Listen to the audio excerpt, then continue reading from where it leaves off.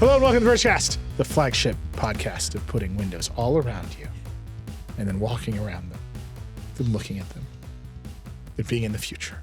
The future. Yeah. That's iTunes' most specific genre. It's Vergecast. I'm your friend Nilay. David Pierce is here. Hi.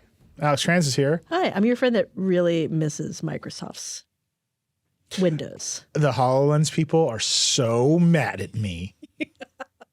They're like, how did you do this whole review and you never mentioned HoloLens, the thing that invented spatial compute? And it's true. Microsoft invented a number of these words with no regard for what they meant.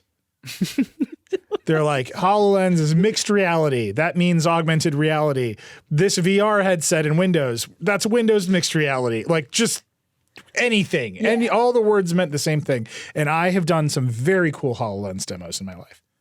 I put on a HoloLens and I changed a spark plug on an ATV in the basement of a Microsoft building. And it guided me. Yeah. It put arrows like go to this drawer, open this drawer. I don't know if any of that was real or if it was totally whatever. It was awesome. I was like, this is definitely the future of changing spark plugs in an ATV. As long as the room is set out exactly right and the computer knows where all the parts are. Like, this is how we should change spark plugs. Which, by the way, if you set up the room exactly right, you know where all the parts are, you no longer need the computer to change the spark plug. Because you put the spark plugs where they go. But whatever. Outsource that. But they were like, imagine a mechanic on an airline. And now I'm like, man, I wish Boeing had bought more HoloLenses. They're also in Seattle.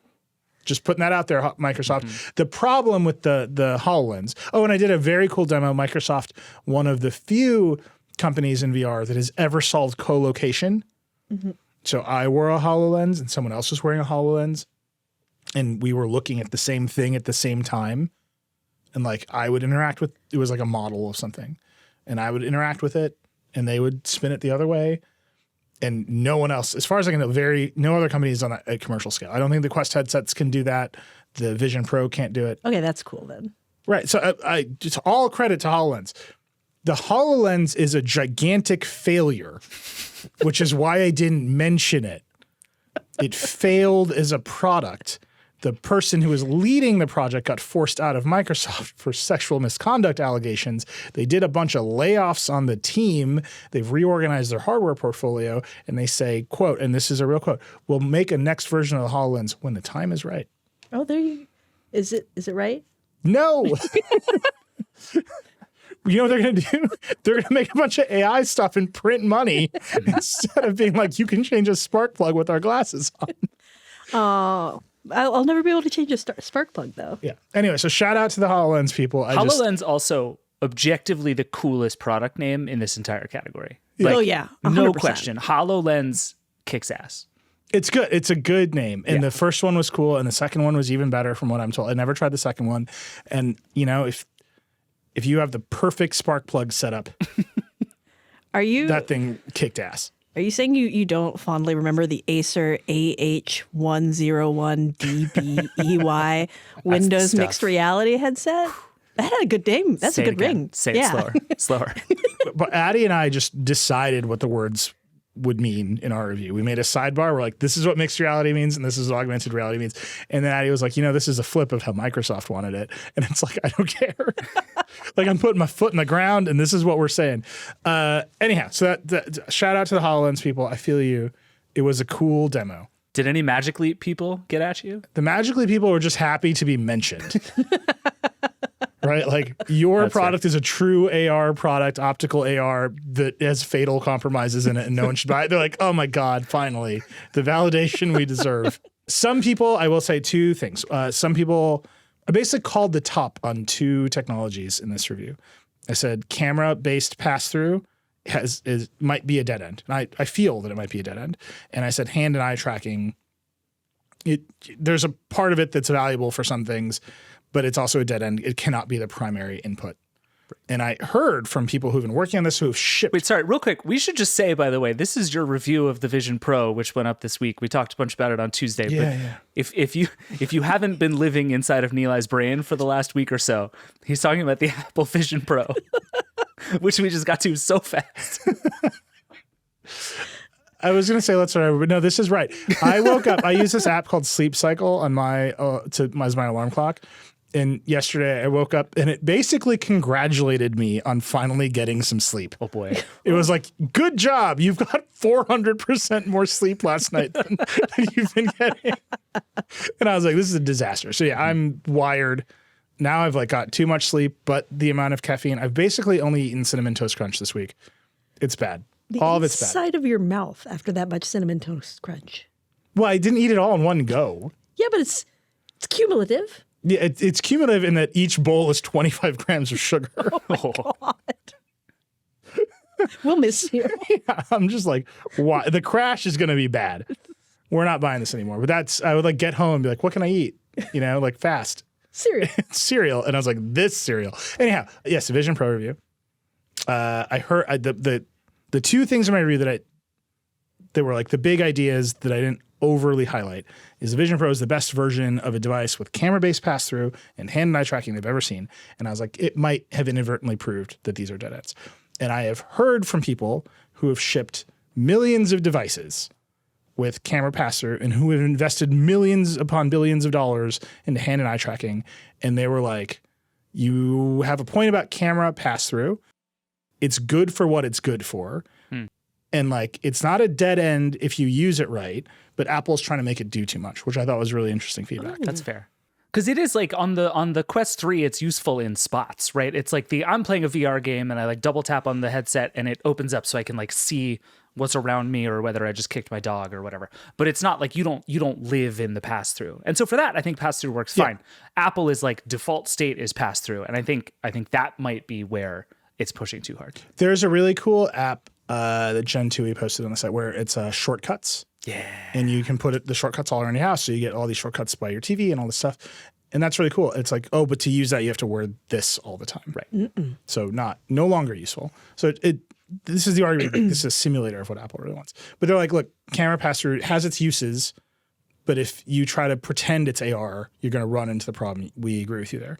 And then the note about eye tracking, and this person has spent a lot of money on eye tracking in their life, was you are overloading an input channel by trying to use it for output, which is fascinating. Wait, explain. So your eyes are an input channel. Mm-hmm. So you're used to taking in a lot of information with your eyes. They're an input channel.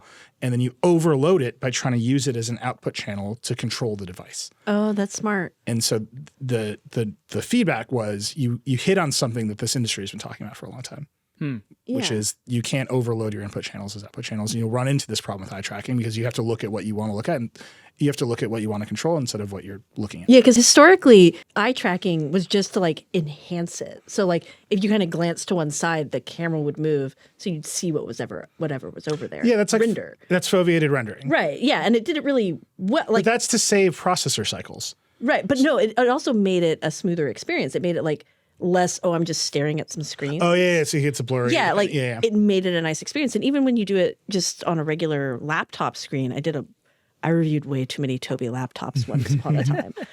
It was really useful because you could just kind of look at things and it would pop up and make it a little brighter and make it a little easier. But like anytime I would try to like control the computer with it, I was like, oh, I hate this. Yeah. Because I'd like glance at my watch and my character just start running around in circles. Yeah, and this is overloading an input channel as output. So when you use it in the way you're describing, for foveated rendering, for highlights, right, that make it a little brighter, you're enhancing the input channel. Right. When you use an output channel, you might overload yourself. So this person was like, yeah, in the history of eye tracking, this is a thing that we understand. And then they said, I had it wrong on hand tracking. Oh. The industry believes in hand tracking. They're going to get it right because it is the most natural way of doing things. And there's a lot of work being done. I keep pointing out, it's a computer, it's always watching it. And the Vision, regardless of that joke, the Vision Pro does misregister a lot of hand input. Also cannot differentiate between your hands and someone else's hands. Also, you personally look really goofy doing it in the office. It was so good. Wait, hold on. So if you're just sitting at your desk on the Vision Pro, I can just stick my hands in front of your face and start literally typing on your keyboard? Sure can. Or you can just put your hand in front and click your fingers together and it'll register a click. I'm going to do this to you so much when I see you. I can't wait to assuming do this that to I'm you. wearing the headset. What a good prank. It's a good prank. So you screw with people. Like when I say the thing is lonely, it does not contemplate anyone else being around you who is not on their best behavior, which is all the time. All other people are not on their best Is it just behavior. assuming that like the pass through will suddenly pop on and you'll see David being like, yoink? I assume that's the noise David's going to make. That's what I do when I type, yeah. The only AR feature is in it. Specifically, it recognizes David Pierce and makes that sound. Anyway, I thought this was all really interesting feedback because people who have been working on this stuff for a long time were like, we liked your review. Here are the things we think you got right and wrong. And the camera-based pass-through as a replacement for true AR feels directionally correct to me, right? It might be the ceiling for that. Eye tracking, they're like, yeah, people are going to react to it differently. We'll see. This is the first big eye tracking at scale that will happen. And then they're like, you're just wrong on hand tracking. So we'll see. The fact that like it just misregisters input to me is, again, people are going to, by the time you're listening to this, people will have them. By the way, iJustine has already worn a Vision Pro in a Cybertruck. Just immediately. Yes. Like as soon as the embargo lifted, she was walking out. She's funny as hell. So like, I appreciate great. that she did that. But like some other kind of YouTuber, not iJustine, who is wonderful, some other kind of YouTuber is going to do the actual thing with the Cybertruck and the Vision Pro, and with the clock is just ticking. Unsafe. Don't do that. Don't do it. They're not going to listen to us. They're doing it for the views, man. Don't do it for the clicks. Do something else cool. Do the So yoink. we'll see. I'm excited for people to actually get their hands on this outside of just experiencing other people's experiences. And I'm very curious to see how people react to hand and eye tracking in particular. Yeah. Also, if you got one, as you're hearing this on Friday, the 2nd, it's the day this stuff is coming out. If you got one, call us and tell us about it. This will be a super fun thing to do on the hotline for the next few weeks. I just want to hear people's experiences with the Vision Pro. Tell us what you're doing. Tell us what's cool. Tell us what sucks. Give us your like 60-second review of the Vision Pro literally whenever you want. Call the hotline. Send us emails. Yeah. Vergecast@theverge.com. I'm dying to know. You can tell me I'm wrong, whatever you want. I'm dying to know how you feel about this product because it is new, and that's what's exciting about it, which leads me into the score. So a lot of people have asked me about the score, and I will tell you, and David in particular will tell you, that I drove myself crazy trying to give this thing a score after I'd written the review. Yes. Just Confirmed. Bonkers. Like, because I'm the one who says World of No Sevens, and I gave it a 7. It's like, So if you don't know, World of No Sevens is a thing I say all the time, which is 7 is just the default score. It is milk toast. And so if you say World of No Sevens, it forces you to make a very hard choice between 6 and 8. And I am the person who says this, and I definitely gave this thing a 7. And I tortured myself over that 7. And you got it wrong. And David thinks I should have given it a 6. You got it wrong. I tend to agree with. I was genuinely shocked because I didn't participate in the review, but we did the Vergecast, and so I went as soon as it posted, and I click and I scroll down, and I saw that everyone does. 7, and I was like, but it felt like a 6 in the Vergecast that we recorded. This is interesting. Yeah. And I said on the Vergecast, and I have to own this. Yeah. Inconsistent input system is a full point deduction. And at that moment in time, and this is 100% true, the score that was entered into our little score database was a 6. Oh. And I said that knowing that I'd already typed the 6 into that database. What pushed you back up to a 7? I had a conversation with Viren and Becca, in particular Becca, our wonderful video directors who made this whole review with me and used it a lot in the course of that review. And they reminded me that it was really fun. So it lost a point for inconsistency, gained a point because it's fun as hell. It lost a point for Viren was we were in it. We were like, we opened up our own how we rate page and like read our own definitions of the numbers. Like you're in an office with people for hours upon hours arguing about the dumbest thing. Like you just like fall down the rabbit hole completely. We discussed bringing back decimals, which we had got rid of a couple of years ago, like the whole thing. And Viren's line was, we need a number that means fantastic but useless. Because he's like, this is fantastic. I have no idea why I want to use this. What about the number that says it's $3,500? Do you know how many? You want fun? Buy a Nintendo Switch and you'll have $3,200 left. Isn't that cool? So look, like I say, I was at 6 for a long time. Yeah. It was a 6. I swear to you, it was a 6. And Becky was like, but you have had like the thing you are doing, you are constantly talking about, this thing that you keep coming back to, like, I'm lonely in here, is because you're having fun and you want other people to have fun with you, which is not how I feel about the meta quest, which is like, this is fun. Like, I'm swinging a bat around. Like, there's not a point where I'm like, look at this thing that is wild that I want you to see. Like the art gallery of web pages that I made in our cafe. It's like, this is great. Like nothing else can do that right now. The meta quest can sort of do it, but they're kind of like this is like perfectly locked in place windows and you can just leave the room and come back. That's your point, is it was fun. It was a full point deduction for the stuff I complained about, and it earned its way back into the 7 zone because it's not an 8. Yeah. Oh, yeah. I was going to say it was never an 8. There was no point was this thing getting an 8. Did it ever go to 5? So I was texting with Dan Seifert. Yes. Wonderful reviews editor, #1 Dex fan in the world, Dan Seifert. Traitor. Dan just left The Verge, so he was not part of this review. We wish him well on his new journey in life. It's going to be really fun for him. But Dan texted me after the review and was like, 7, huh? And I was like, dude. And like literally people were jumping out of the woodwork to quote Dan at me throughout this process because Dan's quote is, you never regret giving something a lower score. Ever. Like if you just instinctively pick the lower score and you won't, it's 5 years from now, you won't have regretted it. You might be like, I gave that stupid thing an 8. Why did I do that? Yeah. But you'll never be like, I judged it too harshly. Like literally, I'm like walking down the street and people are like, you know what Dan would say? It's like haunting me. And I will say that's not a like judgment decision. That's not saying like we reflexively hate products. That is like a decade of hard-worn experience. Yeah. And this is the mistake that you made, Nilay, is you got sucked in by the thing being fun. Like that's a stupid reason. It's just a stupid reason. Like this is a $3,500 computer. You don't judge your MacBook on whether it's fun.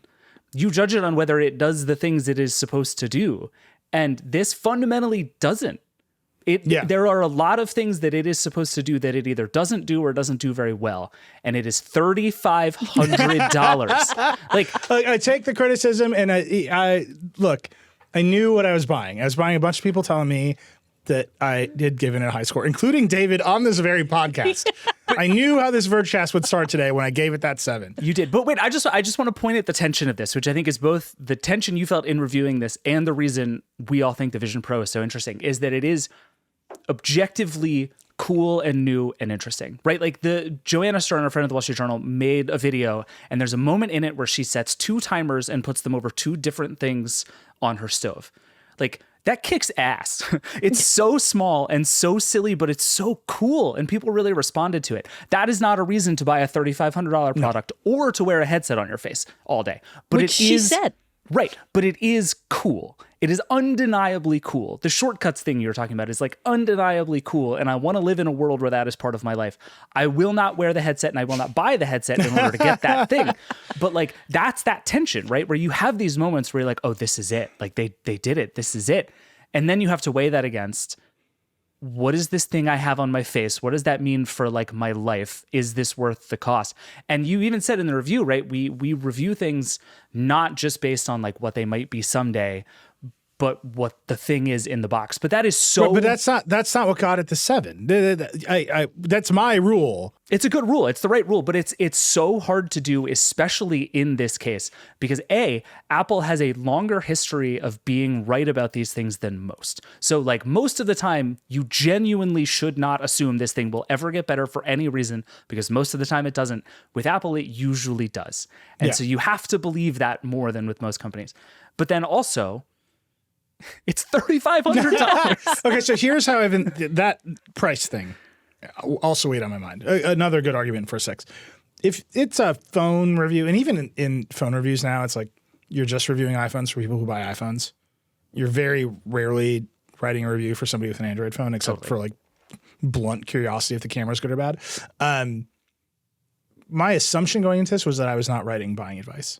The people who are buying the Vision Pro are buying the Vision Pro, whether or not I think it's good or bad. So what was that score speaking to? So the score was like, okay, like however many they sold, 80,000, 120,000. The vast majority of people are going to try this thing on. And my guess is after a while, they're like, yeah, it's 7. And like, that is where that came from, right? Is it kind of works all the time, but oh man, sometimes I have a really good time. Like that exact thing. The reason it's world of no 7s is that is why I got there. Because sometimes you're like, oh, this is great. And then sometimes you're like, I'm looking at the right, and like that is like Okay, a but real challenge in there. 10 It's not years from broken. The now- last Apple product I gave a 6 to was the Apple Studio display, whose webcam basically shipped in unusable state. Right. And I was like, this is 6 because this display technology, the panel is fine, but the backlight technology is steam powered and this camera is effectively broken. 6. And that was what, $1,200, $1,300? $1,600. $1,600. I should have given that a 5. Yeah, you should have. That's what I was about to say. You scored that thing too high. Yeah. All right. Maybe I'm just wrong. But I will say a bunch of people pointed out the similarities between what this thing is and what the original Apple Watch was, which I think is really interesting because you gave both a 7. And I think you were right about the Apple Watch and wrong about this. And I've been trying to figure out what it is. Interesting. I know what it is. Wait. I want to hear what David's theory is. I have 2 theories. One for is it. $3,500. And the other is I think the first Apple Watch got the form factor almost right and hadn't quite figured out the use case, but it was like still a nice thing to wear. I got furious at the first Apple Watch because it didn't tell the time. The screen wasn't on all the time. Like, how are you a watch if you don't tell me the time when I look at you? But it like the thing was there, right? It was close enough to being what the thing should be, and it already did some of the things you would want it to. So it was like that felt closer to me than this, in which the thing itself is nowhere near what it's supposed to be. Nope. Not even close. And so that's where it loses me. Like I deduct a full point for absolutely no one thinks this is what this is supposed to look like. Yeah. I will say I feel very vindicated by the modern rereading of the Apple Watch reviews. I got raked over the coals for giving that thing a bad score. Yeah, it holds up. It really does. And I was like, this thing is I believe I used the word bauble. I was like, this thing is a bauble and you will buy it. If you buy it, you will like it because people like baubles, but it is not fashion. It is technology that looks like fashion and they need to figure out what it's for. And it took them 3 generations to get there. Mm-hmm. And they totally rebooted the software. And I was like, no one will ever, and like for a long time, people were like, you were just unnecessarily harsh. And this time, like literally there are screenshots comparing my 2 reviews, being like, oh, this is the same exact thing. And the only thing I will remind everyone of is, 1, I was right. I'll always remind you of it. No, but 2, the path wasn't set when the thing was launched, right? So being like, this thing happened to the Apple Watch means it will happen to the other thing. They had to adjust. Right. And actually the review is like, it adjusts them. Like they take the feedback from the market, from the customers, from the reviewers, and they like make decisions based on it. And one of the big decisions they had to make along the way was, we are totally rebooting watchOS. Mm-hmm. To make the interface different, to completely decrease our reliance on third-party apps in an app store. You're just telling me your watch review should have been a 6. But also Apple, with the Apple Watch, and this is true of a lot of Apple things, right? Apple starts by getting the hardware pretty close to right. And the gotta leave. software is Bye, further Alex. away. Alex will be joining Dan Seifert in the world beyond. Yeah. Can we just re-review every Apple product we've ever done right now? Let's just rescore them all. I But give no, a lot. Yeah, I know. the watch hardware was very close. And then the question is, how do we make this thing into what it ought to be inside of this box? And Apple usually gets the box right. In this case, neither one of them is right. Yeah. Well, the watch shipped to people and they could use it and they could set it up and they didn't have issues with it. And lots of people bought one. Wait, famously, Karl Lagerfeld could not set his up and wore it around. does Do not you not know count. about this? This is like an old Vergecast joke. Karl Lagerfeld was photographed. You know, they gave it to all the fashion people at the Yeah. beginning. They photographed Karl Lagerfeld proudly wearing it with the setup screen on the face. And that's like, we started calling it Lagerfelding, where you're just like wearing a dead Apple Watch just as a fashion accessory. That's awesome. But again, that was another reason to give it a 7 because it was like a fashion thing, not necessarily a good one, but it was fashion. And this is just like such a developer kit that I keep thinking about that a lot. Like it feels like such a developer kit. They just won't say it, man. There was a story in Vanity Fair. A beautifully photographed story in Vanity Fair. It was. Stunning. A photograph story in Vanity Fair. Tim Cook is wearing the headset. He's blinking. Yeah. Did you notice this? His eyes are closed. His googly eyes on the front of the headset are closed. He's blinking in the photo. That's very funny. It's fantastic. They should put that on the website. Anyhow, there's a story in Vanity Fair, and it is, I mean, honestly, a story could be from 10 years ago. I know Nick Bilton, who wrote it. Nick is a very nice guy. I've had a taco at a party at his house before. Like, he's a very nice guy. But it could have been written 10 years ago about VR. Right. right? Like the line is like Tim Cook saw himself on the moon. He knew it was the future. Like that line has been written about Mark Zuckerberg and Palmer. Like, Yeah, you could have just like done find and replace Magic Leap for every time they say Vision Pro in that review. yeah, do you remember Magic Leap? Was it Wired that ran the story where Yes. Roni Abramovitz was like, I'm hacking the GPU of your brain? Yep. Like, we just been here, man. Like, and so I think Apple can't say it's a developer kit. They can't place themselves in the long line of companies that have been doing this for a long. They have to say it's finished, which is why they have to have entertainment. And they have to do this. James Cameron is in that Vanity Fair piece, quoted as saying, this will change everything. And it's like, dude, you have done more scuba diving VR than anybody. I have been thinking about that quote specifically more than anything else that's come out of this whole situation, because James Cameron is like not generally a guy. I was going to say he's not generally a guy prone to hyperbole, but he did once declare himself king of the world. I don't know if that was hyperbole at some point. At that moment in time. Yeah. But when it comes to like technology, he's not usually a guy prone to hyperbole. And so when he's like, no, this changes everything, and he's specifically talking about the display technology, like, which sounds really, really incredible. I was like, is there something there? Like, have we missed something that James Cameron is seeing that we're not, besides like the inside of the headset?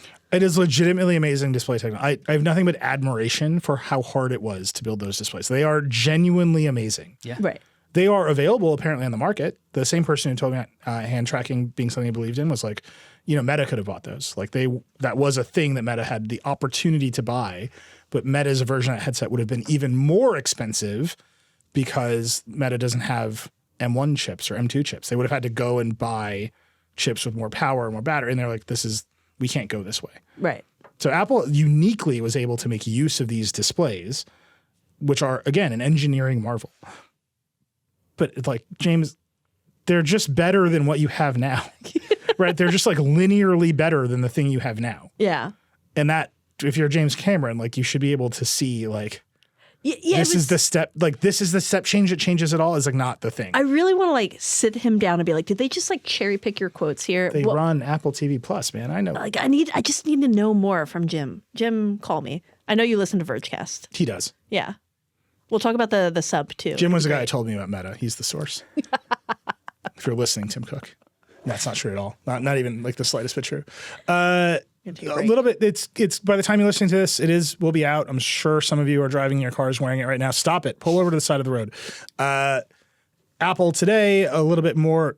Apple announced, along with the launch of the Vision Pro, 600 apps will be at launch, which seems like a good number. It's a lot. For a new platform. It's a good number. Is it? I think so. I mean, it's fine. It's some apps, but like this is the company that spends a lot of time talking about hundreds of thousands of apps and millions of apps. 600 is good. I'm going to point out, I once got really roasted for complaining about how few games launched with the Nintendo Switch. Yeah. Granted, I did say it when Zelda came out and it was one of the best games ever made.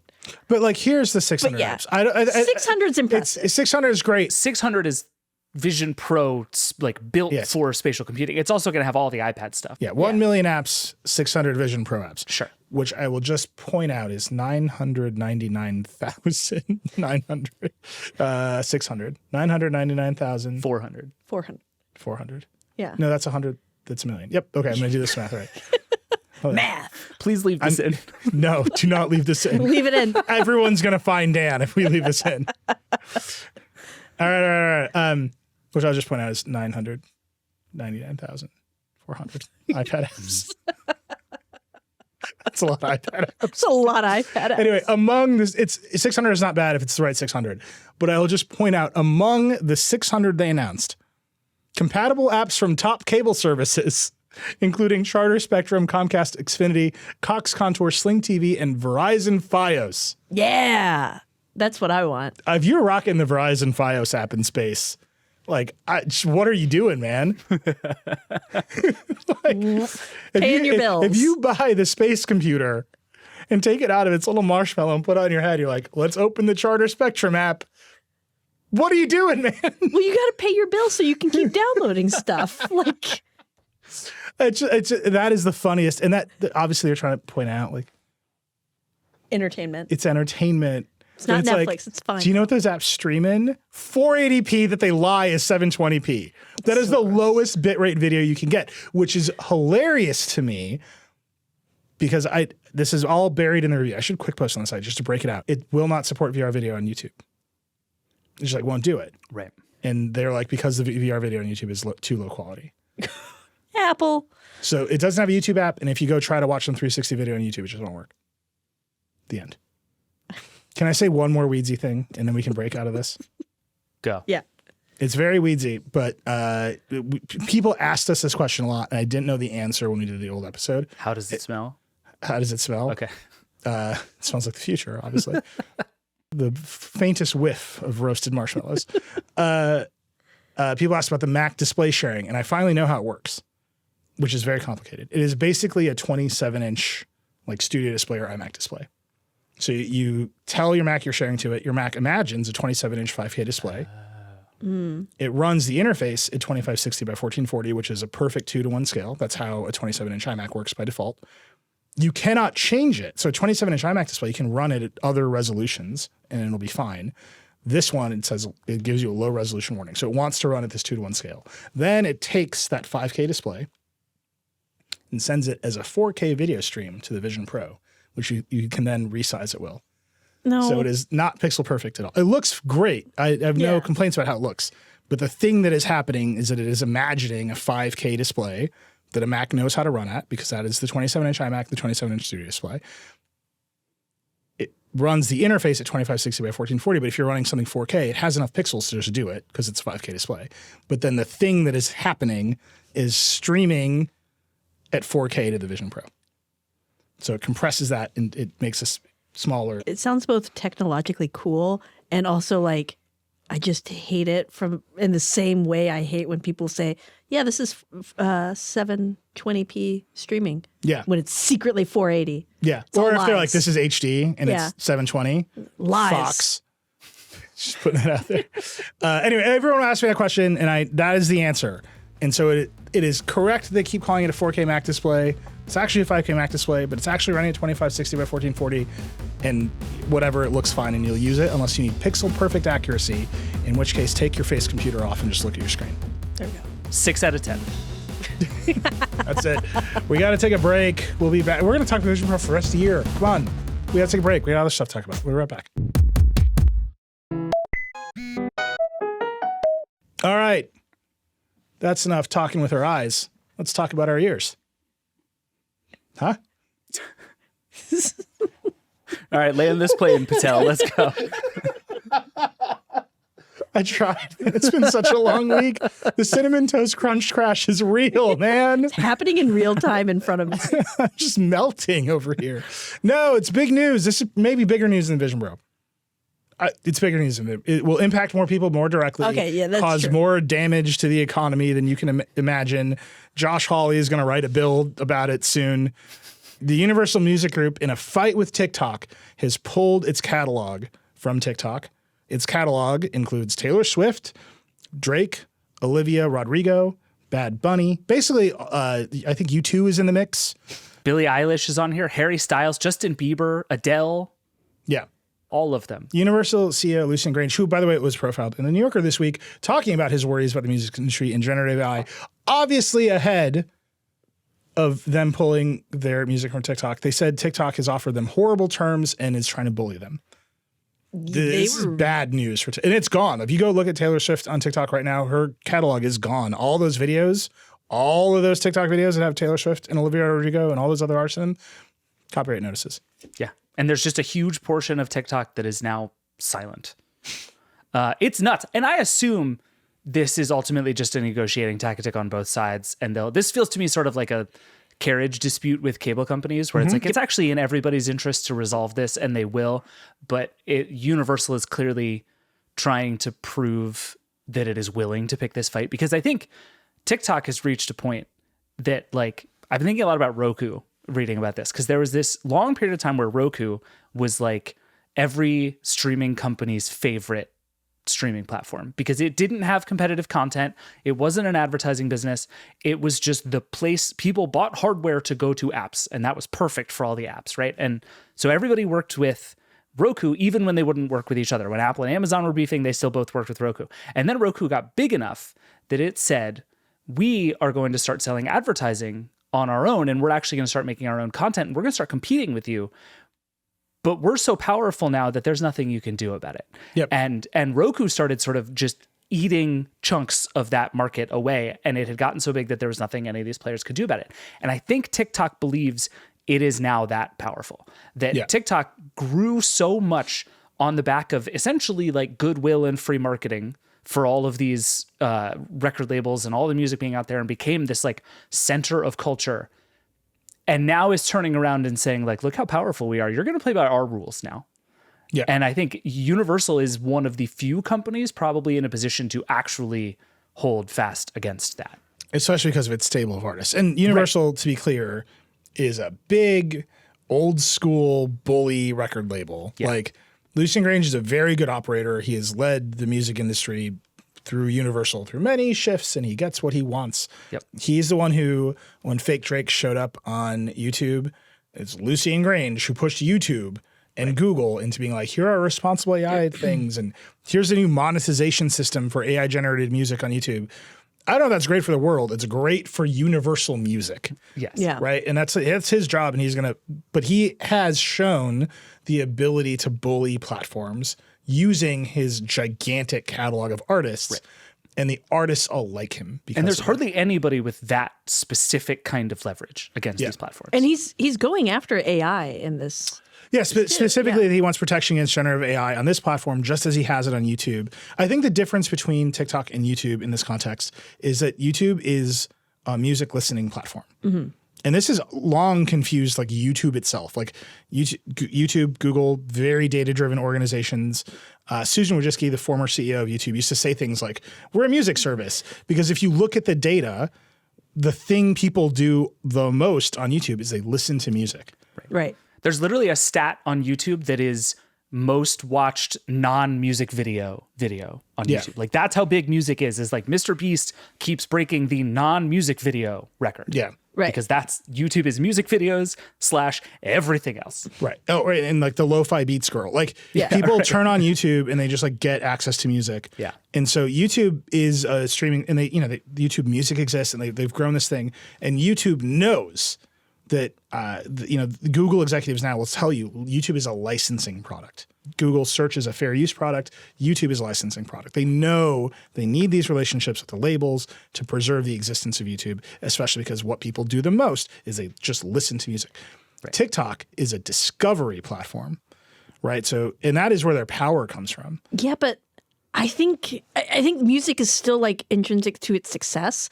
It has to. But TikTok to Spotify is the pathway there, right? For music, but I'm saying for TikTok, the reason people go watch this stuff is because it's music. Like right, it's everybody. But if you're Cruel TikTok, Summer. what the data is showing you is people discover new songs on TikTok, and then they go to Spotify and listen to them, right? And you're saying to the music industry, you will not be able to break new artists to a younger generation without us. So you believe that you have all this, whereas YouTube is looking at its data and saying, if the music goes away, all of this is gone. Right. But I think UMG is saying, you need us because otherwise the kids won't have any content to do their dances to.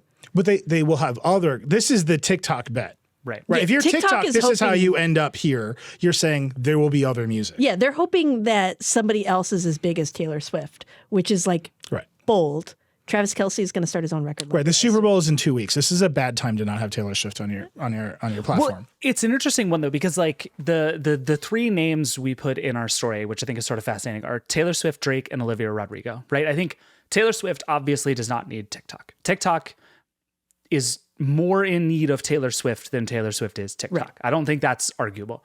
Drake, same. Olivia Rodrigo, interesting case. Olivia Rodrigo, very famous artist, came up on Disney Channel, had lots of things, but also her music broke in a big way on TikTok. Would Olivia Rodrigo be as big as she is now without TikTok? Who knows, right? And she's huge. And I think you're right that the bet TikTok is making is that everyone who is not an A++ list artist needs TikTok more than TikTok needs them, because there is just an infinite supply of up and coming musicians all over TikTok everywhere. Are you going to break the Lil Boothing guy without Universal Music? Like maybe you are, right? Maybe. What's the other, is TikTok just going to do sea shanties? Yes. Maybe. Like, do you remember Ricky Desktop? We did a profile of this dude, Ricky Desktop. The DJ guy. He did the dice beat, the boat beat, the chicken wing beat. And then he was like, oh, no, I'm a real producer and he won't talk to us anymore.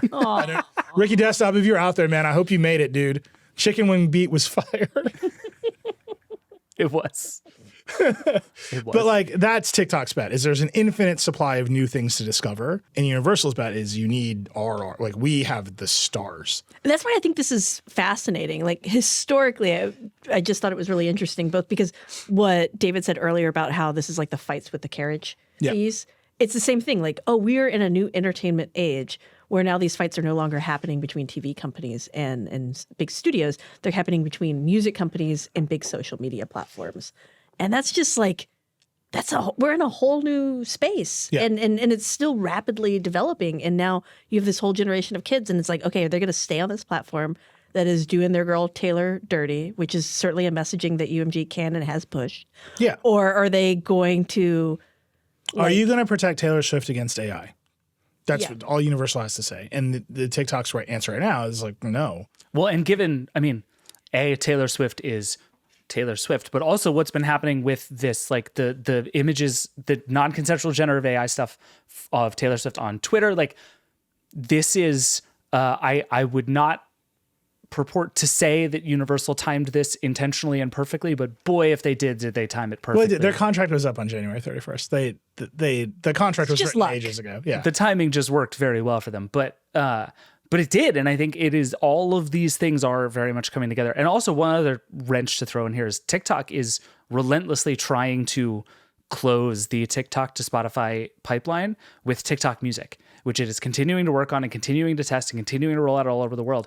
And so TikTok is becoming this thing where if it works and if TikTok Music works, it's going to just like take the whole music industry inside of it. And so if you're Universal, you're like, okay, if we sign a bad deal now and TikTok Music hits, it suddenly becomes a really bad deal because now there's no out, there's nowhere to go because we've lost a whole generation of music listeners to this one app and service. Can I offer you I just realized this, a very funny media inside baseball drama tidbit. Sure. The New Yorker this week has a profile of Lucien Grange, Condé Nast. Wired's cover this month is Z Show, the CEO of TikTok. And they're just like battling it out across the covers of Condé Nast. It's pretty good. It's very good. But that's like where we're at, right? Like these people are out in public trying to advocate for themselves. I think TikTok is in danger. Look, I've called the top on this episode on camera pass-through and eye tracking. Mm-hmm. I feel like we're close to calling the top on TikTok. Wow. Really? Yeah. TikTok, it's a pandemic phenomenon. They didn't just grow through like good vibes. They bought billions of dollars of Facebook advertising to get app installs. Right. So, and that really was it Musical.ly? It was music. They bought Musical.ly, and they've got AI in the recommendation. But like this is a pandemic phenomenon that felt really good in that time. Like, everyone's together. We're all doing these dances. Like we create cultural moments. We need to escape life, and all we have to do is flick. Yeah, right. And here's all these people talking. We're all baking bread. The kids are doing call and responses in department stores. Remember, like they would all yell the thing and they yell the other. Like what was it? It was dirty. Which is great. That's what I love. Yeah. It was just fun. Like kids are terrifying their parents with this app is like, that's what we're here for. That's why the Verge exists. And now it's in the middle of what Cory Doctorow would call the enshittification cycle. Right. Right. So TikTok is no longer full of organic, wonderful content from people who are bored in the pandemic. It's full of people trying to sell you stuff. Right. And like more so than YouTube. Right. YouTube, you can have AdSense and you can just make videos and YouTube runs the pre-rolls and you get some money and that's the end of that. The TikTok Creator Fund does not work that way and it like doesn't even pay that much money. So if you get success on TikTok, you immediately start looking for a brand deal. Right. And you just see this thing happen so fast. And so it has just become like less good feeling in the same way that I would say Instagram has had the exact same problem. Like Instagram is influencers. It's now. a catalog. Right. And TikTok is just headed that way, and they've added the TikTok shop. And now they're doing this thing where they're incentivizing horizontal videos that are over a minute long to compete with YouTube, and they're going to add this music service. And you're getting farther and farther away from the thing that made it worth spending billions of dollars to get app installs. Well, they're doing the Elon Musk. They're trying to do an everything app. Yeah, maybe. I just think like when you open it, it's no longer like, here's a bunch of delightful things that are like it. And maybe I just need to reset my algorithm or something. No, it is what it is. I mean, and now like I think the TikTok shop is the thing, right? Like if you want to point at one thing, if you want to call the top, it's the TikTok shop. By the way, to be clear, I'm saying I feel comfortable saying we might be close to calling the top. No, Nilay called the top. You heard it here first, everybody. Done. 4 out of 10 on TikTok from Nilay Patel. But no, the shop, not only did the TikTok shop come in and all of a sudden 2 out of 3 videos you saw was somebody trying to sell you something from the shop. John Herman at New York Mag wrote a really good piece about he did a live stream after putting a used pencil in the TikTok shop and got thousands of viewers because TikTok just absolutely boosts engagement through the roof as long as you're selling something. And now TikTok is running a test we had a story this week where it's actually identifying products in videos with AI and offering purchase links to them. So not only is it incentivizing everybody to deliberately sell you stuff, it is going to sell you stuff even when you don't mean to sell stuff. And all of the incentives on this platform now are going to be to sell you stuff from the TikTok shop, which by all accounts is being wildly subsidized and everything's very cheap and it's all sort of sketchy and weird. But like that is going to break this platform faster than anything I have a else. question about the shop.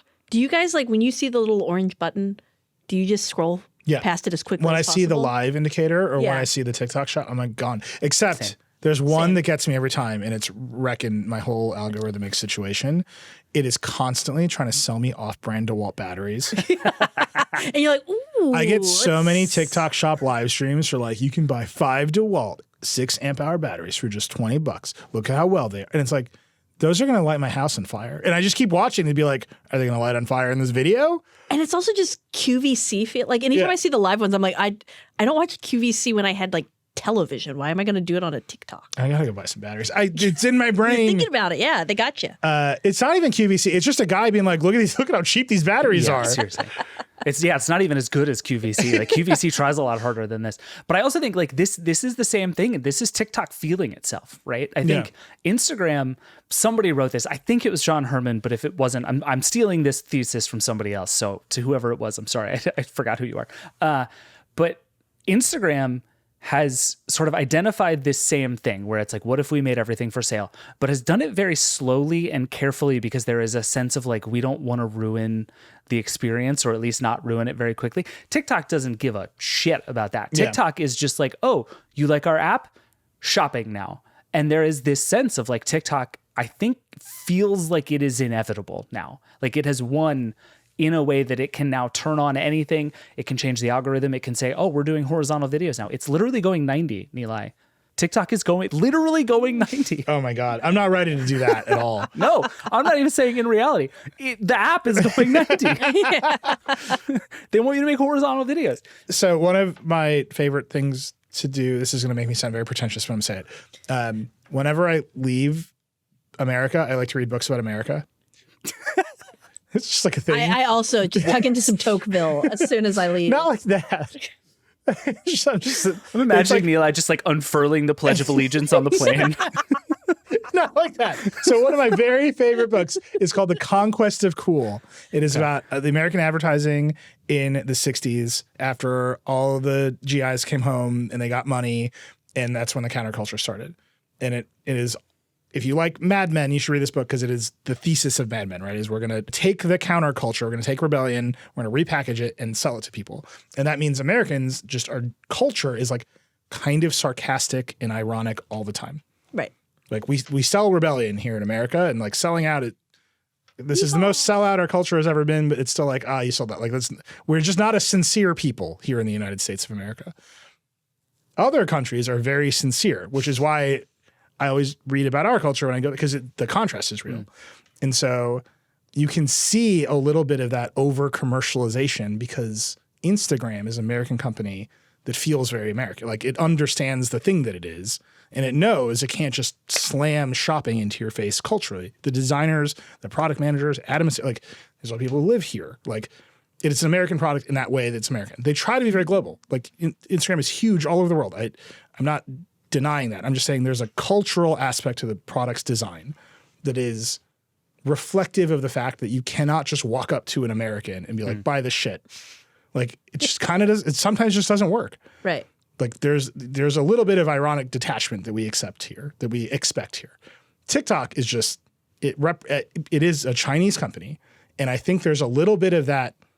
Like the reason there's everything apps in China. If you go to those places, they're ultra commercialized in a very different kind of way. Yeah. And I think I'm not even saying it's good or bad. I'm just saying that it's a different culture. No, you can feel it because I think I also see it with how we're very reviews driven in this culture. Like in America, you go on Amazon, you go to places, and you still are checking like, okay, does this have a good score? Am I going to get this? And that shop app is like, So there's none of it. none of that. It's just like you want to buy it, right? Yeah, there's just a different vibe. And I really am being careful. I don't mean to say it like in a xenophobic way. I'm like literally just identifying a cultural difference in how the commercial content is presented to you in this app that I think is reflective of something else. When you look at apps like Shein and Temu and like Wish back in the day, and like that vibe is a lot of that comes from China and is very much percolating all over the US now, right? Like there were all these years where all these different kinds of companies tried to make this influencer driven shopping work, which has been huge in China for years, right? Like a person will get on camera and just talk about products they like and they sell millions of dollars. And that has never been a thing in the US, and it is like rapidly becoming one because that portion of culture and commercial life is very much been exported to the US. And I think it's happening really fast. Yeah. But it's just QVC. Sort of. So it's just like sort of. Yeah. But it's a really different generation, right? Like QVC is different, actually. I think it's. I was watching QVC in the lobby of a hotel recently. It's a rockin' life what I lead here. It's like, Highs and lows. so much excitement. Signing the Apple security NDA for the Vision Pro, watching QVC in the hotel lobby. Right, highs and lows. And they were selling an electric snowblower with a cord, and the poor woman had to be like, "This cord is so convenient."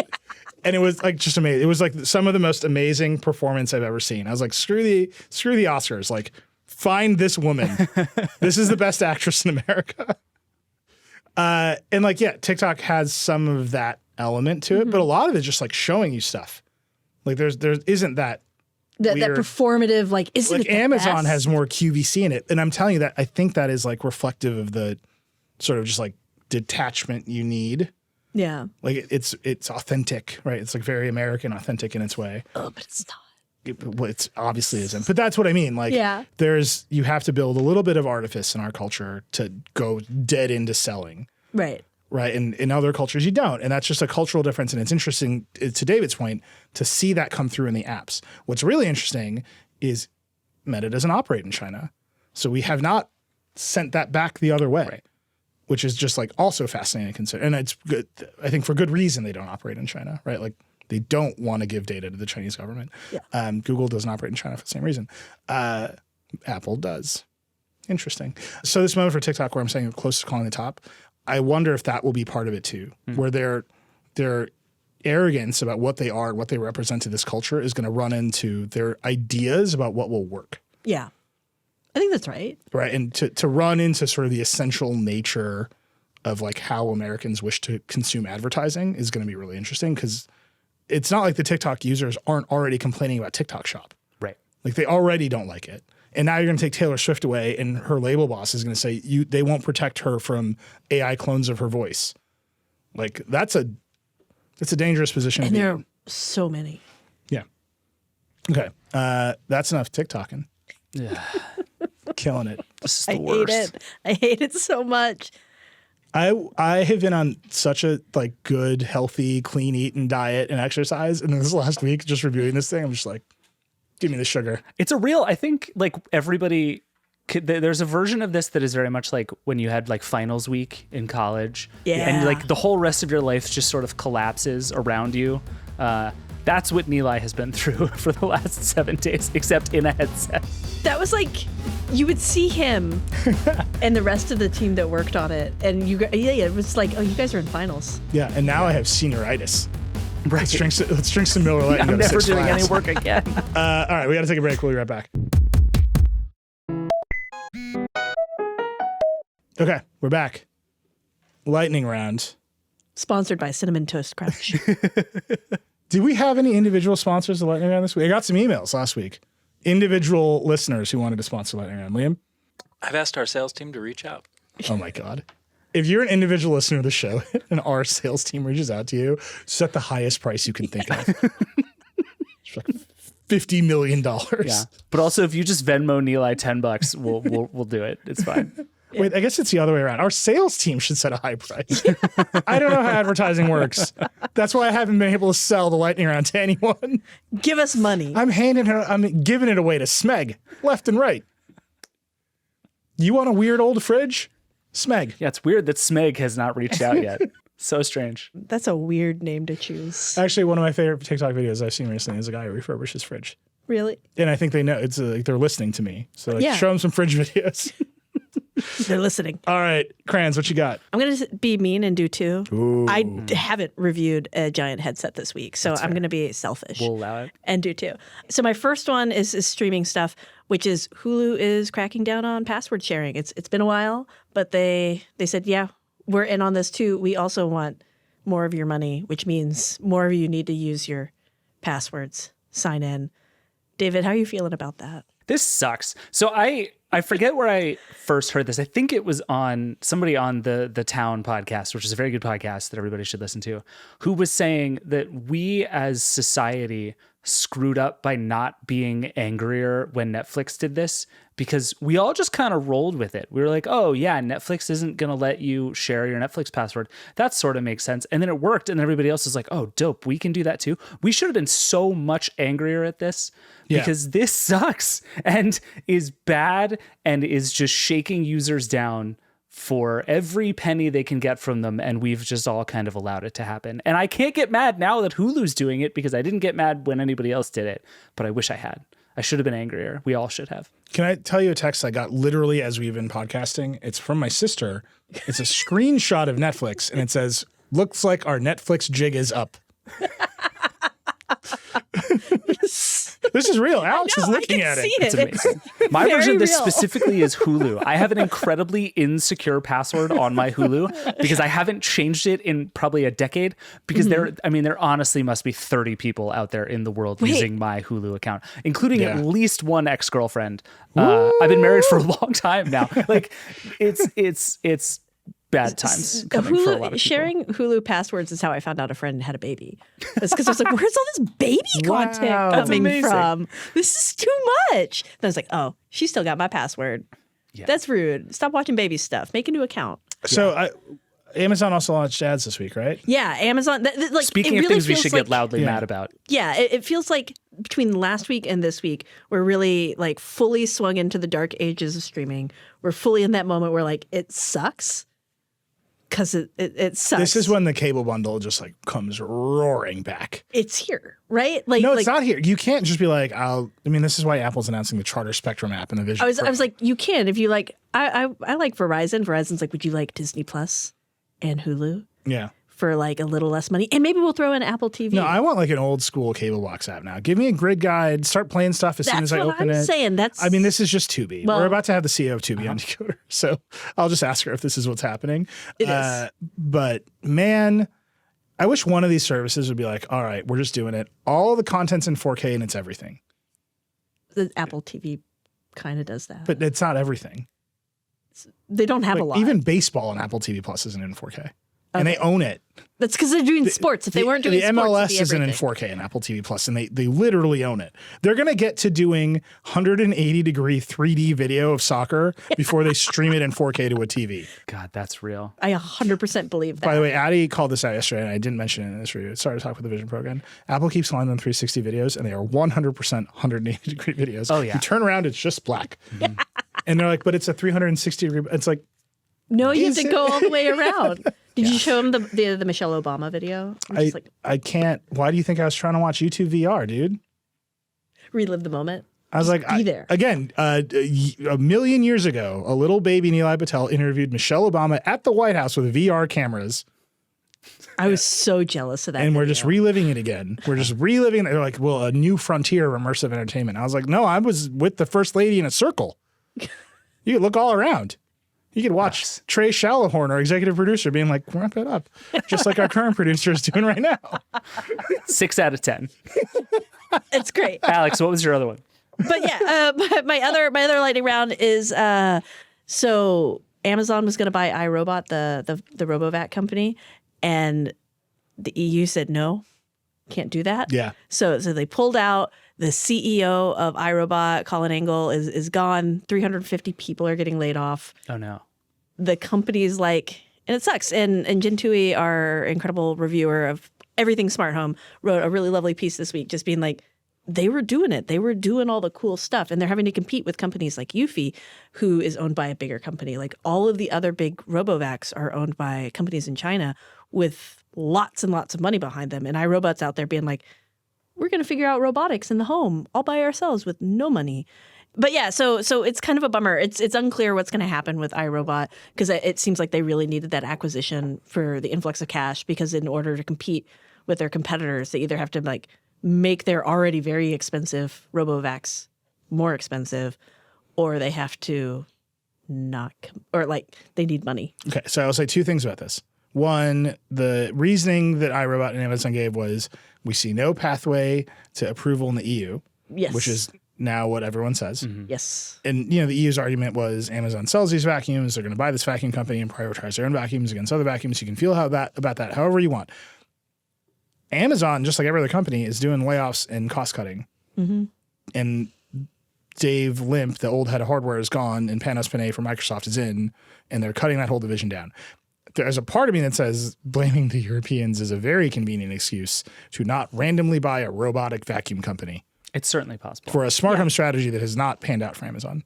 Yeah, like it doesn't. Their strategy just doesn't make sense. So I'm just saying, Yeah. it's great to blame the EU, and I encourage you to blame the Europeans at any given time. The EU culture is so broken; they have no apps. Just putting that out there. Well, there's also there's a weird thing happening where like the Roomba was a genuinely like groundbreaking thing. iRobot has made a lot of really good products for a really long time. That thing, to your point, Alex, is becoming completely commoditized, right? Like you can get a pretty good, it's not as good as the best Roomba, but a pretty good robot vacuum for like less than $200 now. These things are getting cheap really fast. And then the other thing was iRobot's whole idea was like, we are, based on the knowledge that we're getting and the understanding that we have of your home, literally because we have a thing that's in there mapping where your chairs are, we're going to be able to understand your home in a uniquely powerful way.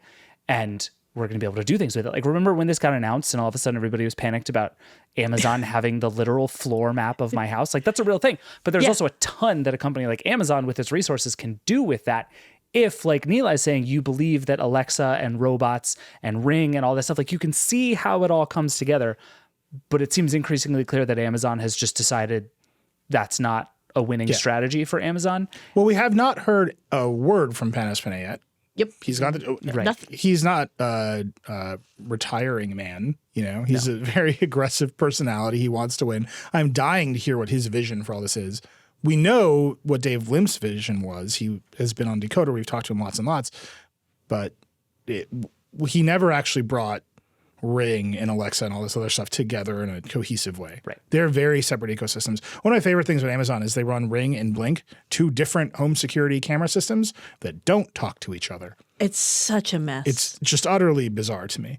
Talk about QVC. The Blink QVC commercials are incredible. So good. If you ever watch one, it's just like, these cameras just run on batteries. Like, it's just like, what is happening here? I think you have a beautiful future as a QVC host. I would do so well. I can speak directly to the American psyche. By the way, the Europeans have one app. It's called Spotify. Apple hates it. That's what I got for you. By the way, the other thing I want to say, I feel very badly for the people who are going to lose their jobs. Yeah. And I hear an argument out in the world that's like, if you don't allow these exits, all these people lose their jobs. I will just remind everyone that what happens when big companies buy smaller companies is that they lay everyone off and the companies fail and they go away anyway. Yep. Yeah, it's one of those things where I don't know. Like, it seems like iRobot was always kind of like not doing great. Yeah. This was probably always going to happen, regardless of who bought them. And now it's just like, well, we don't have to hide. We can't hide behind that anymore. We're laying these people off. The CEO is leaving. If like, Amazon had bought this company 6 months from now, they would have laid off 300 people. Yeah. Warner Brothers, Discovery bought Warner Brothers. They just keep getting rid of them. Yep. Mergers are bad is my general argument that I will keep making. The Europeans have it right there. They're good at that. But I do think there's a little bit of opportunistic undoing of this deal. like that's a good theory. I like that theory. Yeah. All right, David, what's yours? There's so many I want to talk about, but I will avoid talking about top level domains for one day. That was going to be mine. Okay, you can it's have so that cool. one. I'll talk about Snap, which I think today, Thursday, announced that it is recalling and refunding every single Pixie drone that it sold because of a problem with the batteries.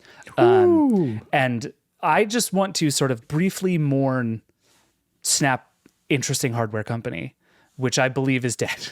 There was just one drone, right? Yeah, it was called the Pixie. It was like we had a great video about it. Alex Heath made a really cool thing in like a Yeah, I weird remember, like, carnival looking building. His joy as it like flew out of his hand. It's delightful, and it's such a cool idea. Is like it was essentially like autonomous little yellow drone that could land on your hand and fly around and take pictures of you, and like makes perfect sense for what Snap is trying to do. Snap also sort of relentlessly trying to make spectacles a thing, but has been very quiet about that for a while now. There was a minute. That's not true. There were a lot of minutes where I believed Snap was like a sneaky company that was going to win in a lot of really big ways. And I am mourning the end of that thesis a little more every single day. But RIP the Pixie, which flew apparently too high and too hot and too fast. And its batteries exploded. exploded. It's amazing that Instagram and Meta got there faster with the Ray-Bans than Snap did with the spectacles. Well, I think money had something to do with that. I'm sure money had something to do with it, but that people are lining up for those spectacles. Like Snap was a big platform, and it never made the turn out of teens messaging to whatever the next thing is. Like they invented the filters. Yeah. I mean, They do you still remember do the how best. long the joke went that Evan Spiegel was the chief product officer at Facebook in addition to being the CEO at Snap? Like it was true for a long time. And it turns out the product he needed to invent was advertising revenue. That is still much better at that than Evan Spiegel. Yep. All right, mine is top level domains. Yeah, buddy. Yeah. I'm so excited about this story, especially because it's such a bad top level domain. It's not great if you know anything about the internet. So if you are a huge nerd like me or Crans, Yeah. you have a lot of local. Not David. David's not me. nerdy Yeah. enough. Absolutely. No. There's one thing I know is that Crans and I are navigating to more local devices on our network than David can even contemplate. David's out there being like, this Pixie drone's amazing. Right. I'm outside, driving cool cars and picking up chicks, Yeah. and you guys are just like 192.168. Let's go. So if you have configured a router, if you, like me, have a little Raspberry Pi Tamagotchi doing a home bridge situation, if you're like Crans and you I operate run a a server. questionably legal Plex server It's legal. for the local community, I still don't have the password. I'm just saying. If you're like Crans and you've been ripping Blu-rays to your Plex server, Over a decade. Very legally. you Yeah. got to type 192.168. whatever to get to your right. And sometimes you can fudge it with a .local domain. There's all this stuff you can do, and sometimes it doesn't work. So ICANN, the Internet Corporation for Assigned Names and Numbers, incredible name for this organization that we do not talk about enough. Did not know that's what that stood for. That this company, it's a long story, but it's just amazing they like got themselves to ICANN. They just reverse engineered the acronym. The Internet Corporation for Assigned Names and Numbers has proposed a new top-level domain for devices on your network. So instead of typing 192.168, you will type whatever .internal. Nilay.internal. Nope. Hard pass. Not doing it. The other choice, my friends, was .private. They should have put a plural on there. They ultimately chose .internal, as it found, quote, .private may carry the unintended imputation of privacy. I don't know, man. Yeah. I'm just saying .local was sitting right there. They went with my stuff. .internal.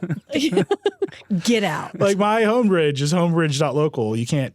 I'm happy to tell it to you because if you try to go to it, you'll go to your homebridge. This works. I'm so excited to that's hack like a you hack. guys. That's like a bonjour hack or whatever. Yeah. This is like a different, like an actual top level domain that will mean this thing on the internet. And they went with .internal. Because .private. Yeah, it's too much. The implication is privacy, not the other thing. I think we found that actually we're not the nerdiest people. It's ICANN. Anyway, it's not done yet. It's not happening. You can go to the ICANN website and leave comments. Please behave yourselves. Wink, wink.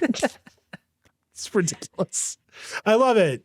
I like that people have so much stuff on their own networks that this is a thing that people used to insist that no one would ever have anything on their own network. You know what else you could have done as the TLD? Is .network. What a crazy idea that would have been. Yeah. My stuff. My stuff, I think, is the one. My Yeah. dot stuff. My stuff. Yeah. Behind firewall. David behind stuff. firewall. No girls allowed. That's my local network. It's very good. Someone's going to write in and correct me on how .local actually works, but I know it's not an official TLD. That's why I'm saying it. I will say, in the abstract, I love the idea of having a name for your local stuff instead of all of the IP address nonsense. I memorized all of those IP addresses so long ago. Feels like a you problem. I don't want to have to go back and redo that. I need to know where my doorbell is at all times. I'm sorry. Here's how .local works. .local is a special use domain name reserved by the Internet Engineering Task Force, the IETF, the rivals to ICANN. I don't know if they're rivals. Sharks and Jets, baby. I think they should fight, and it is not allowed to be a top-level domain. Oh. It has been reserved by the IETF. And if ICANN comes and takes it, that's a task force, baby. All right, I'm sorry. It has been a very long Cinnamon week Toast for me. Crunch Nilay is in the house. Look, I love you all. Thank you for listening to the Vergecast or watching it. I'm sure you have some complaints to leave in the comments. Just do it. Just engage. Come back and engage again tomorrow. And next time you're in a meeting, if there's just two of you there and then a third person joins, just say, that's a task force, baby.